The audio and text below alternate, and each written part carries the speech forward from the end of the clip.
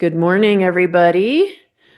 Welcome to Grand Rounds. Obviously, I am not Steve Fust. This is Rita Lee. I'm covering for him, and it is a pleasure to introduce Sarah Safadi, who is going to be talking with us today about colorectal cancer screening in older adults. She did medical school at the Jordan University of Science and Technology, residency at the University of New Mexico, and then fellowship at the University of Louisville. And her clinical focus is on high-risk populations as well as hereditary gastrointestinal cancer syndrome. So we're super excited to have her here.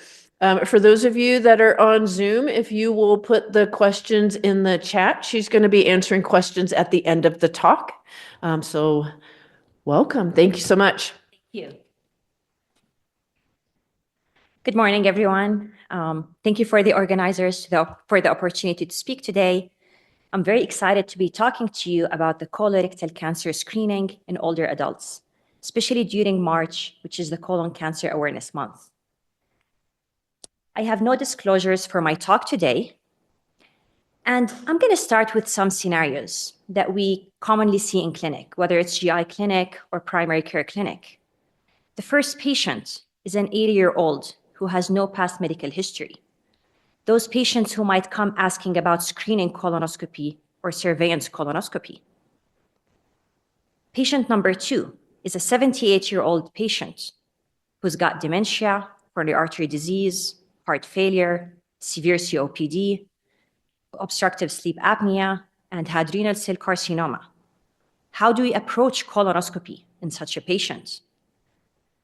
The third patient that we commonly see as well is a 79-year-old patient who's got a couple medical problems that are mild or well-controlled, like diabetes or hypertension or asthma.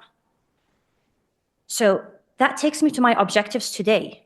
How do we determine whether colonoscopy is appropriate in older adults? What are the available screening tests for colorectal cancer? And how to select a colorectal cancer screening test? It is not news to anyone that colon cancer is the third most common cancer worldwide, and it is one of the leading causes of cancer-related deaths in both men and women. However, over the last several decades, we have been seeing decline in both the incidence and mortality of colon cancer. Even if we look at the incidence in older adults, we still see that decline in both the incidence and mortality. And lots of factors play a role into this. But if we look at that decline, it has been even more evident since around year 2001, which is the year when Medicare expanded the coverage of colonoscopy from people with high risk to allow all individuals to have colonoscopy. And after that year, we started seeing that decline even more evident. Some older studies, like the National Polyp Study in the 1990s, showed that colonoscopy and adenoma removal is able to decrease the colorectal cancer incidence by 76 to 90%. And even newer meta-analyses and systematic review studies that looked at 13 cohorts and 16 case-control studies continue to show that evidence where colonoscopy is able to decrease the incidence of colorectal cancer by 52% and decrease the mortality by 62%. Which is why all our guidelines, including the US Preventive Services Task Force, recommend that all individuals over the age of 45 should be screened for colorectal cancer. But what I'm going to focus on now is the adults between the age of 76 to 85. Because all the guidelines say that we have to selectively screen or individualize screening according to the patient. So what does that actually mean? And that takes us to my first objective today. How do we determine whether colonoscopy is appropriate in older adults? Well, when we talk about colonoscopy in general, there are usually one of three indications for it. It's either for screening or surveillance or diagnosis. Diagnostic colonoscopy is usually done for people with symptoms, whether they're losing weight, abnormal CT scan, blood in the stool, and that's a different topic. But what I'm going to focus on today is the screening or surveillance colonoscopy in that age group. screening, we're actually looking for either early cancer or precancerous lesions for someone who's asymptomatic and someone who never had any cancer or precancerous lesions. While when we use the term surveillance, we're talking about those individuals who either had cancer before or precancerous lesions. And when we approach screening or surveillance colonoscopy in older adults, it's usually a risk versus benefit discussion. There are some risks that would be associated with doing that procedure that we would need to be aware of and inform our patients of. And there are some benefits as well. So starting with the first risk factor here is age itself. Because yes, colorectal cancer incidence does increase with age. We do see it more as people get older. But so do the complications of post-colonoscopy, as we do see more complications happening in older people. And if we look at the people younger than 75, usually the risk of complications is around 2.6%, while that number goes up to 6.8% in people over the age of 75. And that usually applies to all the different complications that we know about in terms of colonoscopy. ER admissions is almost 3 times higher in people older than 75. Bleeding is 4 times higher. Cardiovascular related complications is 3 times higher, and all the different complications that we see. So it's estimated that by age 80, 35 out of 1,000 patients will actually have post-colonoscopy complication. Other thing we need to think about when we're talking about risks for older people is the past medical history. Because studies have shown that other medical conditions that the patient has would increase their risk to develop post-colonoscopy complications.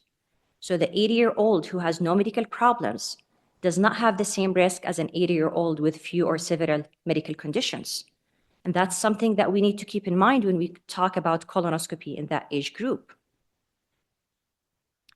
The other thing we need to consider is the bowel prep. Studies have shown that older people tend to have higher likelihood of poor bowel prep compared to younger people.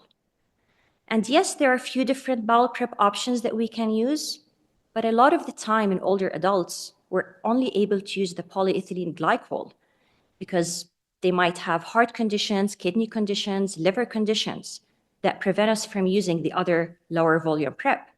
So drinking that could be a problem for some older people. Even the frequent bathroom trips that they're doing could put some of them at full risk. So now that we've learned about some of these risks, the question we need to ask ourselves, who would benefit from going through screening colonoscopy? Who would benefit from putting them through these risks? Good life expectancy is a very important thing we need to look at. A lot of the time when I tell my patients, hey, this is your last screening colonoscopy because of age, some of them get offended. Like, is it because I'm old, I don't get to be protected anymore? But that's not where we're coming from here. We're coming from our understanding of colorectal cancer, because most of the colon cancer develops through the adenoma to carcinoma pathway, where there is a small growth that starts in the colon. It continues to grow with time into an adenomatous polyp, dysplasia, and eventually develops into cancer. And this is usually a small process that takes 8 to 15 years to develop. So unless our patient has good life expectancy, at least 10 years expected to live, the benefits of putting them through colonoscopy are going to be very minimum. The other benefit here is for someone who's never had screening colonoscopy before. If you have an 80-year-old patient who's never had screening colonoscopy, as long as they have good life expectancy, as long as they don't have lots of comorbidities, they can tolerate going through the prep, we should definitely proceed with at least one screening colonoscopy for them. However, if that person has had previous colonoscopies, we need to look and see if that patient has had high-risk polyps. because the ones with high-risk polyps are the ones who would benefit from continued colonoscopies. And in order to define that, we're going to need to look at their previous colonoscopy reports, see, have they had any polyps before, what types were these polyps, and how big they were. And if you notice now, we're not just talking about screening. Now we're talking about surveillance, because this is someone who's had polyps in the past. And the way we look at those patients is a bit different. And we have different scenarios here. Let's look at our patient who's 79, who's got a couple medical comorbidities, but they're benign, they're stable. And we're looking at their previous colonoscopy results. When that patient was 50, he had a completely normal colonoscopy, no polyps. When he was 60, when he was 70, so he has had 3 previous negative colonoscopies. Would you be worried about that patient? Would you recommend that that patient continue screening colonoscopies? Well, we have one big study, an observational study that was done in Poland in 2020 that looked at the long-term colorectal cancer incidence and mortality after one negative screening colonoscopy.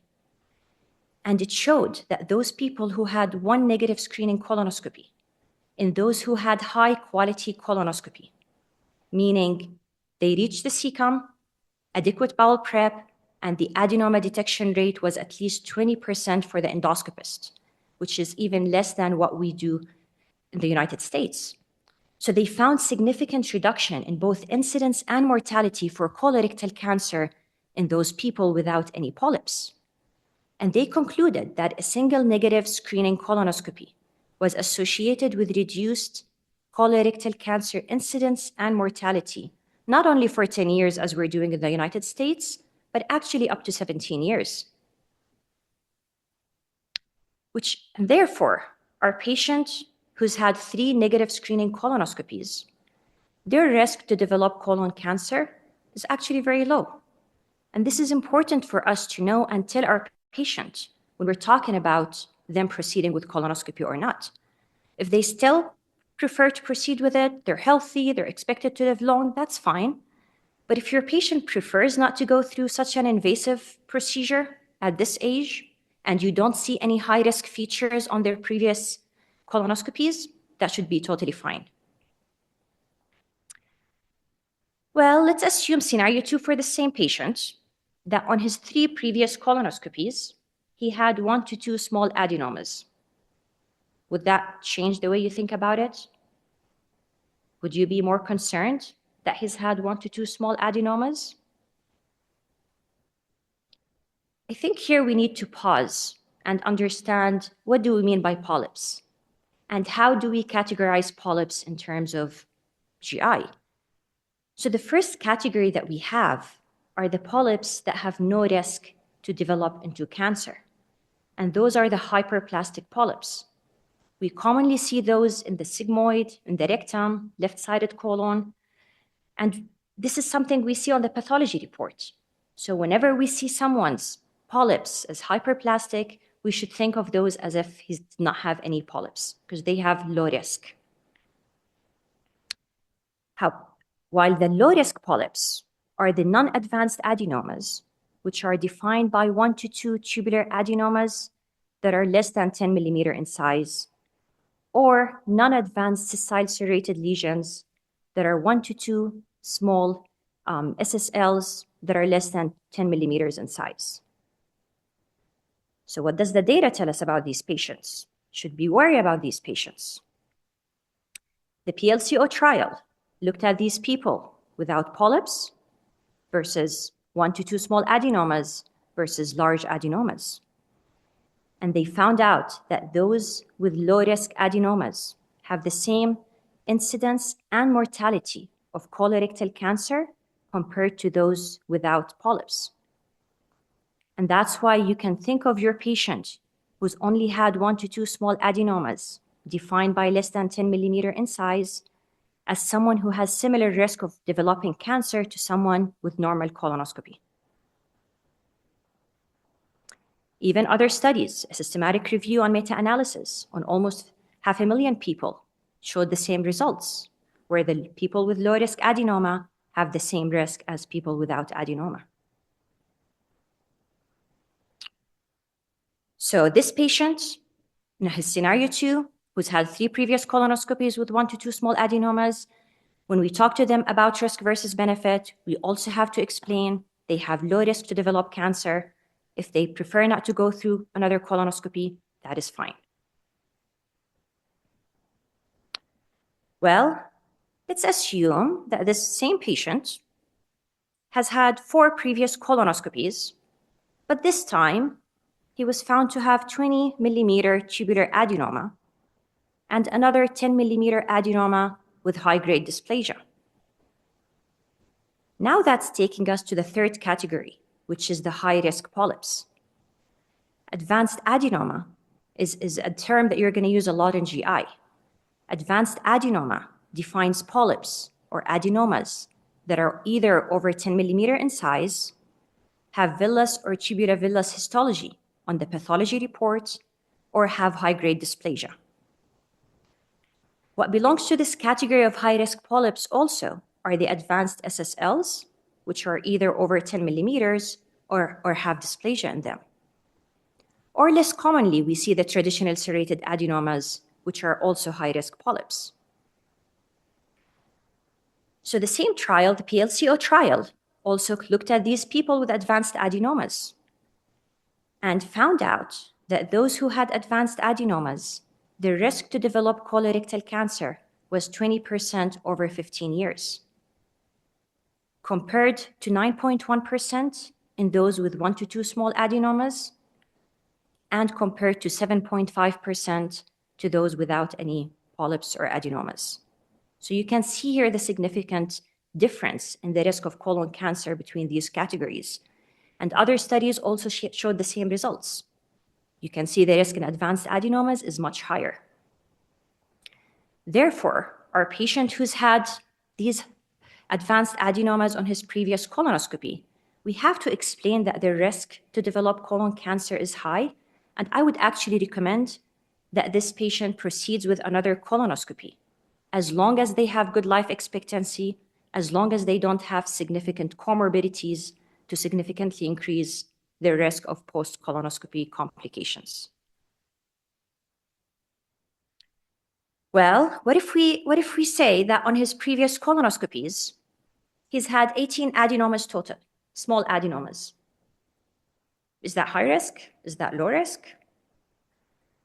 Well, some studies looked at that, looked at the number of cumulative adenomas that the person has had throughout their life. And this study showed that those who've had over 10 adenomas throughout their life had 11% risk to develop colon cancer, compared to 1.3% in people who had less than 10 adenomas. I do want to point out, though, that some of these studies are historical data. Nowadays, we're doing much better at finding adenomas, especially the small ones, because we're using high-definition colonoscopes, we're using AI, we're using some other tools that allow us to catch more of these small adenomas. So sometimes we question nowadays, are 10 adenomas nowadays as worrisome as 10 adenomas in the past? But I think the point I'm trying to make here is look at all the previous colonoscopies and try to do risk assessment according to all the colonoscopy reports, not only the last one. And with that, I conclude the risk versus benefit discussion, and I move on to my second objective, which is what are the available screening tests for colorectal cancer? Before we talk about them, I have to pause and go back to this adenoma to carcinoma pathway, because the way we assess how good a screening test is how good is that screening test in detecting the precancerous stage or the advanced adenoma stage. And the term we use here is going to be the sensitivity for advanced adenoma for that screening test. While if we're talking about how good is that test in detecting cancer, we're using the term sensitivity for colorectal cancer. And even catching cancer, the test has to be good at catching cancer at the different stages, especially the early stage, because the survival of colorectal cancer differs a lot between what stage we're catching it on. In those people where we're able to catch it at stage 1, 91% of them are surviving. But if we have a test that's not catching cancer until it's at stage 4, the survival here is only 16%. And the 3 main categories that we have for screening for colorectal cancer are the visualization tests. The common one that we use here is colonoscopy. Flexible sigmoidoscopy and CT colonography are mentioned in our guidelines, are approved in our guidelines, but I know in clinical practice, we're not using them. The visualization tests, the good thing about them is that they allow us to see everything inside the colon, from polyps to cancer. We can catch anything at the precancerous stage or even at the cancer stage. And we have lots and lots of studies that tell us how good these visualization tests, and especially colonoscopy, is at preventing cancer and detecting cancer.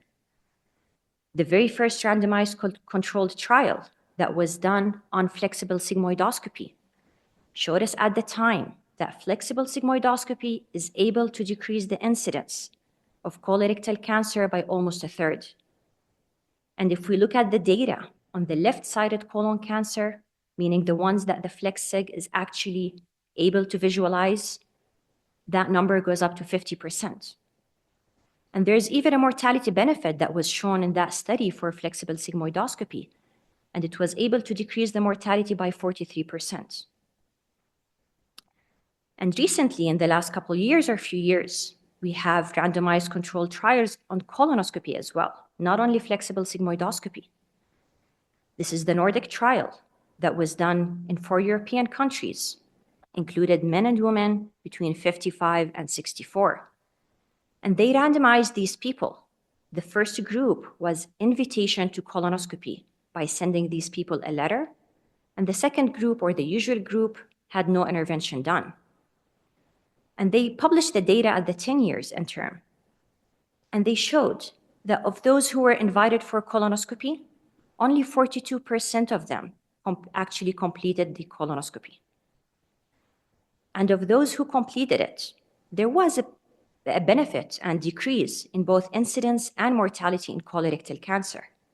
But if we looked at the big number of all the people who were invited for the colonoscopy, even though it showed decrease in incidence, there was no change in mortality there.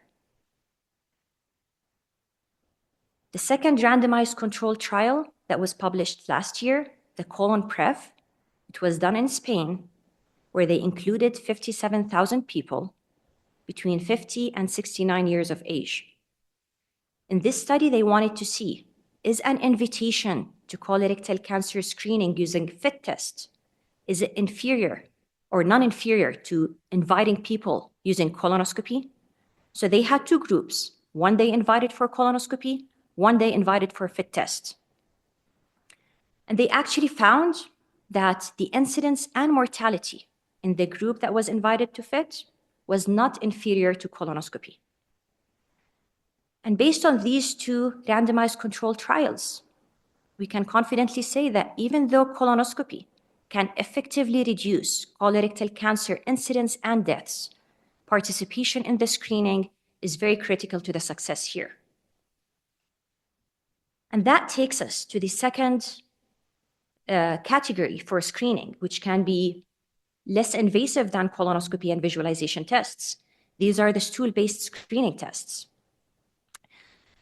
So the very first stool-based screening test that came out in the past, the fecal occult blood test, at the time, it was detecting the hemoglobin in the stool, in the human stool, but it was not sensitive to the human hemoglobin. So it was affected by diet or medications, and the patient had to adjust their diet and their medications in order to complete the test. And they required to do 3 different stool samples. And even that test at the time, University of Minnesota did a study, and it showed that even that test was able to decrease the incidence of colorectal cancer by 33%. But then we the FIT test, the fecal immunochemical test, came out, and this has replaced the fecal occult blood test since around 2008, where it chooses an antibody that binds to the globin part in the stool, and it is more specific to the human globin part, so it's not affected by diet or medications that the patient is taking. And it just requires one stool sample to get it done, not 3. And then in 2014, we had another FDA-approved stool test that we all commonly know, which is the Cologuard or multi-target stool DNA test. So how good are these stool tests in detecting cancer or precancer? If we look at the data for the FIT test, the FIT test is able to detect 24% of advanced adenomas. So it's not a high number. While for colorectal cancer, it's able to detect 74% of those cancers. Specificity is another number that we look at when we're talking about screening tests, because the higher the specificity is, the lower the false positive, meaning the lower likelihood of having our patient go through an unnecessary colonoscopy after the test is positive. And FIT test has a very good specificity actually at 96%. So only 4% of the people with positive FIT test will actually have false positive. If we compare that to the Cologuard, so Cologuard combines DNA biomarkers to the FIT test. It looks at these DNA biomarkers, and you can think of it as combining 2 screening tests, the biomarkers as well as the FIT. So by combining the 2 screening tests, they were able to improve the sensitivity for advanced adenoma. And that number is up to 42%. And even sensitivity or ability to detect colorectal cancer is 92%. So the Cologuard is able to detect 9 out of 10 colon cancers. The specificity here is lower. Again, when we're combining 2 screening tests, we're going to get more false positives. And the false positive with Cologuard can be up to 10%. So because the specificity is lower, now we actually have a newer test, the Cologuard Plus test, that was FDA approved in October of 2024. This was based off of the PLUSI trial, which was a prospective study using a new DNA biomarker panel. It was done on over 20,000 people over the age of 40, and it was done in over 186 US sites. The goal here is to improve the specificity of Cologuard while either maintaining or increasing the sensitivity to detect both the advanced adenomas and colorectal cancer. And the data here showed that it was actually able to detect 92 out of 98 colon cancers encountered in the study for a sensitivity of 94%. And for advanced adenomas, it was able to detect 43% of those. And specificity was actually as high as 93% here. So if you compare the results between the Cologuard Plus and the Cologuard, we do see that they were actually able to achieve their goal. We have much better specificity here. Instead of having 10% false positives, now we're going to have less than 6% false positive. And even detecting advanced adenomas and colorectal cancer, we still have better data there. And there's also another stool-based screening test that was approved in May of 2024, which is the multi-target stool RNA test, or what's known as ColoSense. Here, instead of using the DNA biomarkers, it's actually using RNA biomarkers, which are usually less affected by the age-related methylation process that normally affects the DNA biomarkers. And similar to Cologuard, it combines the 2 tests, the RNA biomarker analysis as well as the FIT test. Hey Siri, turn up the volume a little bit.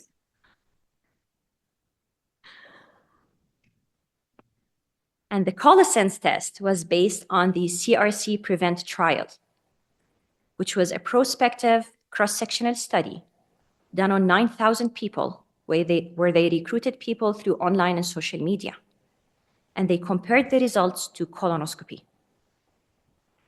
What they found out is that this ColoSense test was able to detect 34 out of 36 colon cancers for a sensitivity of over 94%, and was able to detect 46% of those advanced adenomas. There's no head-to-head data now comparing Cologuard and ColoSense, but if we look at the numbers that we got from both studies, we see that both the Cologuard Plus and the ColoSense are doing much better at detecting advanced adenomas and as well as detecting colorectal cancer. However, we do notice that the specificity for ColoSense is lower than that of Cologuard Plus, with almost 12% false positive rate. So now that we've learned about all the stool tests that we have so far, let's move on to the blood-based screening tests. The very first blood-based screening test that was initially approved in 2016 was the Septin9. At the time, the data showed that it was able to detect less than 50% of these colorectal cancers. Even when they modified it and version 2 came out, it was still able to detect less than 70% of colon cancers. What's even worse is that the cancers that it detected were mostly in the advanced stage. The stage 1 cancer, it was only able to detect 35% of those. And that's why no one was ever excited about blood tests, and it was withdrawn from the market after that. But you might all have heard some excitement maybe in the last couple of years in 2024 when the Guardant Shield blood test was approved by the FDA. And this is based on the cell-free DNA, meaning it looks for the presence of specific changes of the tumor DNA in the blood. Those tumor cells are secreting this DNA into the blood, and that blood test is detecting it if it has certain changes in the methylation status or the fragmentation pattern or specific genetic variants on that DNA that the test is able to detect. And that was based off of the ECLIPSE study, which was a prospective observational study where people had to have a blood draw within 60 days of their screening colonoscopy. And they had over 20,000 participants between 45 and 84 years of age. It was again done in multiple US sites. What the data showed here is that it was able to detect 54 out of these 65 cancers for a sensitivity of 83%. And for advanced adenomas, it was only able to detect 13% of those.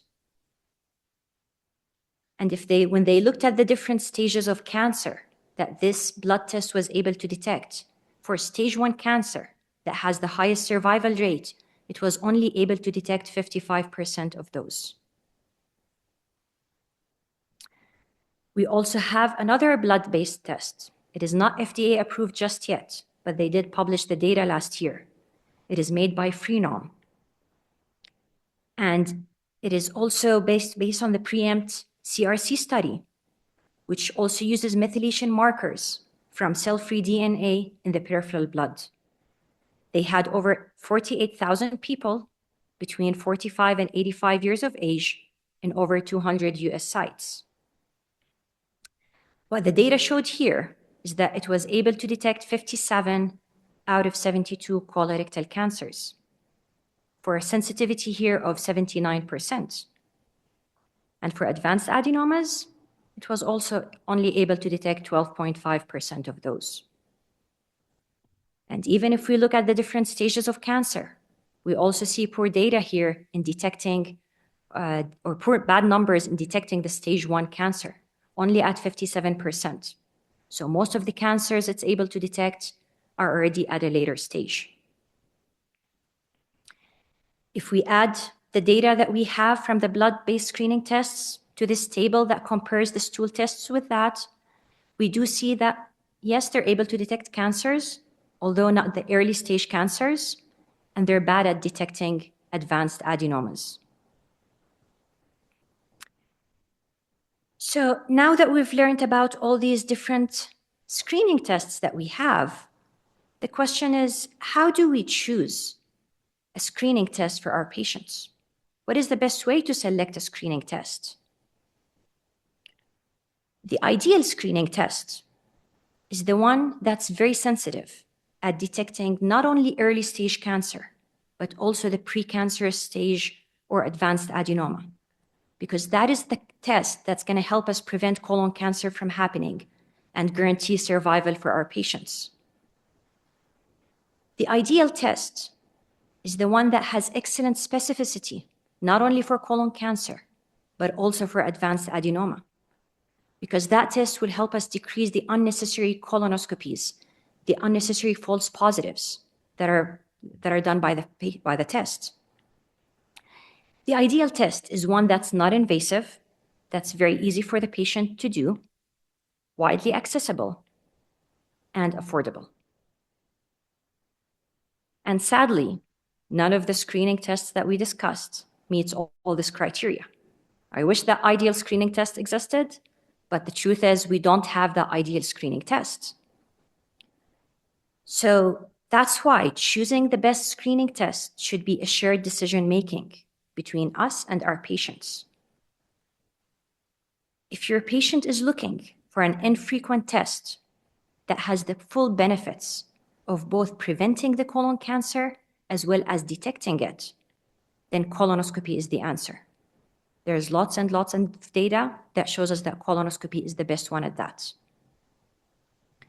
However, if your patient does not want to go through colonoscopy or cannot afford it or wants an alternative to that, then we should be considering the stool-based screening tests. We've already seen that these stool-based screening tests have very good sensitivity at detecting colorectal cancer. They're less sensitive at detecting advanced adenoma, though, so they have less power at preventing colon cancer. And this is something important that we also discuss with our patients when we give them the option of stool-based screening tests. But as we've seen with the newer tests, the sensitivity for advanced adenomas are getting better and better with these tests. But something important to mention before we even order it or discuss this, that this is a two-step screening test. If the patient is willing to go through a stool test, they should be willing to go through colonoscopy.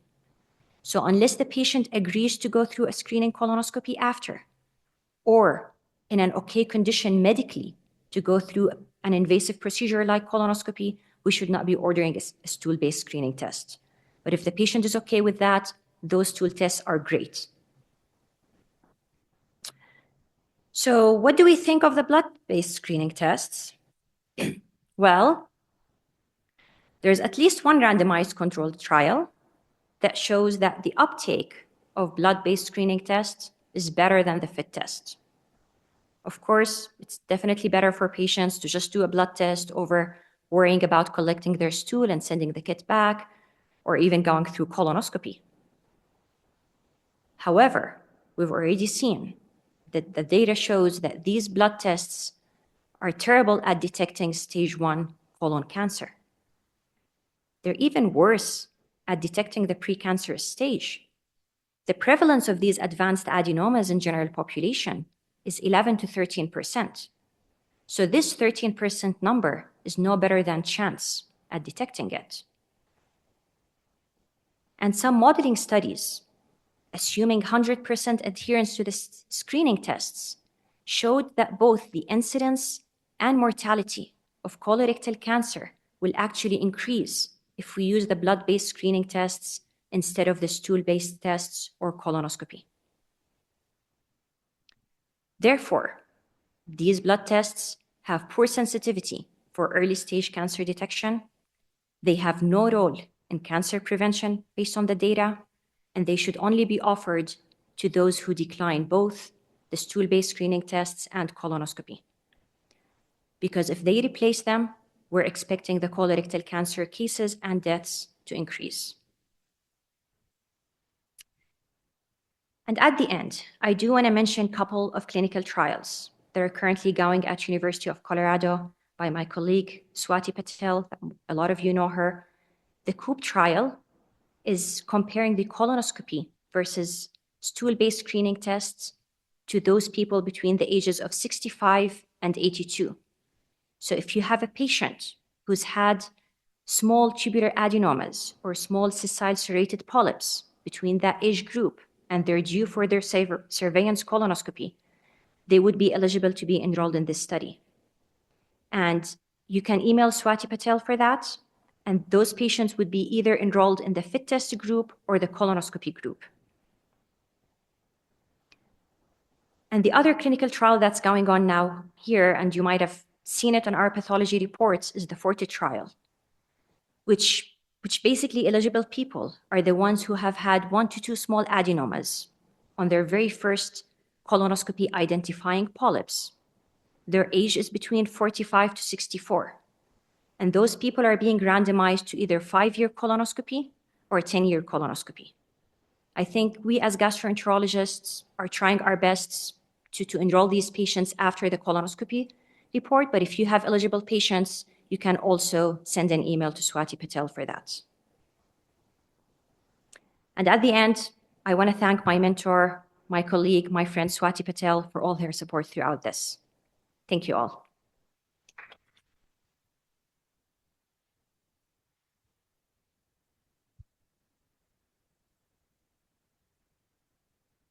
All right, we're going to open it up to questions. Thank you for a terrific grand rounds. So I think your next to last slide answered my question, which was people who've had low risk adenomas are older and who don't want to have a colonoscopy. And so the trial will randomize them to receive a stool-based study versus a follow-up colonoscopy. Is that correct? That is correct. If they are interested in continuing screening or surveillance, that is correct. But if we're talking about 1 to 2 small adenomas, as I mentioned earlier, if that patient is not interested in continuing screening, their risk to develop colorectal cancer is low based on all the data that we've seen. So if they want to stop and they're between 75 to 85, that is reasonable. If they want to continue, feel free to send an email to Swati and they can be enrolled in that. I see that a lot. People who are somewhat ambivalent about, they're not totally given up on screening, but it's kind of like they'd like some reassurance. And so whether stool-based studies are adequate to give somebody that assurance is not really clear now. So this trial will answer that. Is that? Well, it is clear. We do have studies, the data that I presented, that the 1, 2 small adenomas have very low risk to develop colon cancer. This trial is another study to prove that, but we already have data that proves that point. Thank you. So I've had more uptake in C2 colography requests. How do they compare to colonoscopy? I mean, CT colonographies are approved by guidelines. They're a very good test to screen for colorectal cancer. There are some limitations that they're not as good compared to colonoscopy in detecting the small or the flat polyps. The flat polyps can be the sessile serrated lesions. If some people prefer to do that, it is okay because it is approved by the guidelines. It is not as good as colonoscopy. And if it finds something concerning, it is again a 2-step test that it has to be followed by colonoscopy. The downside to patients is that they have to go through the bowel prep twice if they do the CT colonography. And a lot of my patients, when I tell them that point, they usually do not want it just because of that. Because if you're already going through the prep and you're at a medical health that allows you to go through a colonoscopy, why would you put yourself through the prep twice? Why don't you just go through it at once? And that's where the stool-based screening tests win, is that they don't require bowel prep. They're easier for the patients to do. Great, thank you. We have a question in the chat. One of the studies that showed a decrease in colorectal cancer mortality with screening, what was the impact on overall mortality? Which study are we referring to here? It doesn't specify. Probably just in general with the colonoscopy ones. I mean, almost all the colonoscopy studies that was done, whether they're clinical control trials, cohort studies, all the studies have shown that colonoscopy does give us significant benefit in decreasing both the incidence and mortality of colorectal cancer. The only trial that I presented that did not show mortality benefit in colonoscopy was the Nordic trial. But that compared all the number invited for colonoscopy because less than half of those people actually underwent the colonoscopy. So one of the main reasons why we did not see the mortality benefits is that less than half of the people actually underwent through it. The other thing is that this was an 10-year interim data. And the best timeline usually to look at mortality benefit is the 15 years rather than 10 years. Great. And Lisa has a question, but would like to come off mute to ask that. Go ahead, Lisa. Yeah, thank you, Rita. Dr. Safadi, this is really an excellent talk. I so appreciate it. I have this might be two questions. So I'm kind of wondering, I mean, I agree completely, and you showed the data to support this, that the most important thing is to do some type of screening. But I did want to ask you, because FIT testing is every year, Cologuard is every 3 years, colonoscopy, if normal, is every 10 years, what the data looks like for people kind of really completing that whole, say, yearly times 10 of FIT, or every 3 years times about 3 point something for Cologuard. And just when people do that, what is the kind of probability that within that 10-year period, they will get a colonoscopy? Because, when we do shared decision making, I think it's very important for us to not just say, do you want a FIT or do you want a colonoscopy as if it's a one time? It's really, are you committed to getting FIT for the next 10 years versus a colonoscopy? So can you address that? I think you can see where I'm headed there. That's a very good point. And that's where the shared decision making comes into play. Because if you remember when I talked about colonoscopy, the first point was that if your patient wants an infrequent test, then colonoscopy is more likely to be the answer.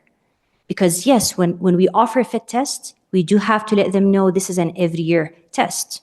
Of course, the adherence rate is not great. Some people do better than others in adhering to it. And some people end up requiring colonoscopy at some point during these 10 years due to a positive FIT test. Some people choose the Cologuard because of that, because 3 years is definitely better than 1 year. And I think here we're doing definitely more Cologuards than FIT tests. But in short, it just depends on the patient, what they want. We do have to present them with this data. If you want FIT, it is available, but you're going to have to do it every year. If you want less FIT. Oh, sorry. I'm sorry. It's okay. Go ahead. Yeah. Any information on when people do carry out that full kind of 10 years of FIT, how many eventually get a colonoscopy during that 10 years, and the same for Cologuard? So I do know in terms of the positive FIT tests, of those around 50 to 60% actually proceed to get a colonoscopy after that. But how many continue getting FIT every year for 10 years? I'm not sure if we have specific number for that. I'm wondering about those who do continue for 10 years. Within that 10-year period, what's the probability that they got a colonoscopy during that 10-year period? So, I'm kind of thinking, are these other like FIT Cologuards a little bit of just a delay in the eventual colonoscopy? Or, but maybe we don't have that information. Thank you. I don't look at it as delay. I look at it as you've had some people who've always had negative stool-based screening tests, negative FIT tests, negative Cologuard tests. I'm not sure how many of those have always had negative tests throughout 10 years, but we still consider those less risk to develop colorectal cancer. But again, we might be missing some of those advanced adenomas with those tests. So it is a good test, but not the best test at preventing it. Thank you. Thank you.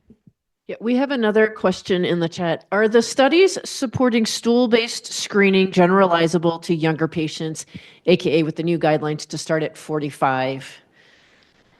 A lot of the newer studies, as I mentioned, are including people after the age of 40 and 45. The newer studies are including that age group. Sorry, this was Jared. Do you mind if I just clarify that question, Rita? So yeah, I guess I was curious because the pathology is different, right? I mean the types of cancers that are being diagnosed in younger adults versus older adults.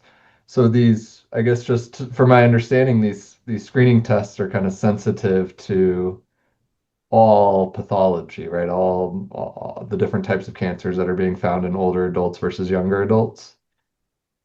Correct. So mainly it's adenocarcinoma that we're finding more. Younger adults, the location of the cancer is more different because younger adults tend to have it more in the left-sided rectum and sigmoid colon compared to the older adults. But these tests are able to detect the cancer, whether it's in the right side or the colon or the left side. Are the sensitivity or specificity different according to by age group? It's just where the pretest probability different, for somebody who has a positive fit when they're 46 versus somebody when they're 70? Well, it depends on which test we're talking about. The DNA, as I mentioned, the DNA biomarker tests can be affected by the age-related methylation process. So in older adults, the specificity could be lower in those. So that's something to keep in mind when we're talking about the Cologuard test, not as much when we're talking about the FIT test or the RNA tests. I've had a bunch of patients lately asking me about these 50 plus cancer screening blood tests. It must be a bunch of commercials on TV or something. Do you know, is it similar to what they're using for the cell-free DNA, at least in terms of picking up colon cancer? Or do you know anything about those tests, how similar they might be to the data that you showed before? I mean, I'm assuming these are the same blood test that was recently approved, the Guardant Shield blood test that was approved in 2024. The same as Shield. So there's tests like Grail that have, they purport to be diagnostic for a whole, there's like 12 cancers, like pancreatic and lung, and they're being widely marketed now. And colorectal is one of the cancers on there. I assume it probably performs similarly to those that are specific to colorectal. Well, I would assume that because when we're talking about the cell-free DNA, this is DNA that's coming from any tumor cells in the body and being secreted into the blood. And then it's caught by the tests. And that's one question mark we have about these blood tests. Assuming a patient had a positive blood test, you do a colonoscopy and you don't find cancer. You still don't have a good explanation for why there was the test positive. Are there other tumor cells in the patient's body that cause this blood test to turn positive? And that's definitely one of the big question marks we still have without a great way to address it just yet. So I also have a question related to access. So I would assume that if the goal was for everybody to get a colonoscopy who is eligible, that would be almost impossible, that there are not enough gastroenterologists and endoscopy suites, et cetera. And that the sort of reticence to get screened is the thing that mitigates against that, right? So not everybody who's referred goes, but I'm just curious how much the capacity for colonoscopy is a barrier to optimal screening. So, and can you comment on that? Of course, that's definitely a very big and important point. And it's an important thing why we need other screening tests, especially in the last few years after we approved the people over the age of 45. Just between 45 to 50, you have millions of eligible people that require colonoscopy. And we definitely do not have enough gastroenterologists and facilities to scope everyone, which highlights the importance of relying on the stool-based screening tests. I wouldn't say blood tests as well, just the stool-based screening tests for a lot of people who are eligible for those.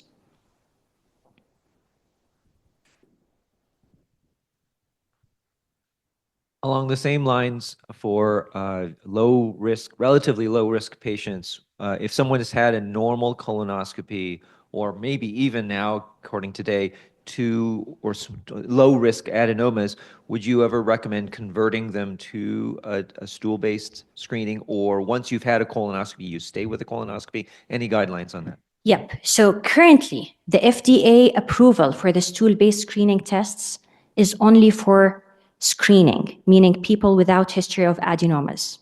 Having said that, there are currently lots of studies looking at using FIT test and stool-based screening tests in people with low-risk adenomas, and the COOP trial is one of those as well. So we're hoping in the future there will be a bigger role for stool-based screening tests for those people with low-risk adenomas.